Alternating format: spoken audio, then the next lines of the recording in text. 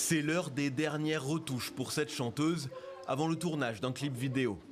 Elle est sublimée par Leonardo, 29 ans, l'un des maquilleurs les plus demandés par les artistes du Cabo Verde. Depuis que je suis tout petit, je sais que je suis gay. Les autres enfants me le faisaient remarquer parce que j'étais différent.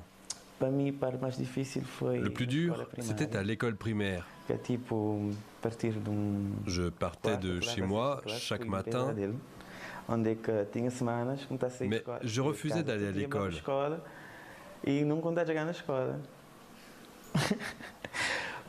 À cause du harcèlement. Depuis sa jeunesse, la situation pour les LGBTQI+ a beaucoup changé dans l'archipel, où l'homosexualité est légale depuis 2004 et la discrimination à l'emploi liée à l'orientation sexuelle est interdite depuis 2008. À ses 21 ans, Leonardo décide d'assumer son identité. Sa mère, Manuela, travaille aussi dans l'univers de la beauté et l'a toujours soutenue. Je pense qu'une mère doit respecter ses enfants.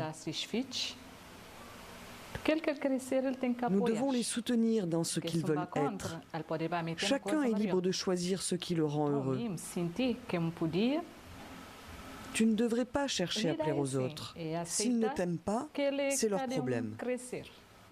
Mindelo, la deuxième ville de l'archipel, est devenue un îlot de tolérance.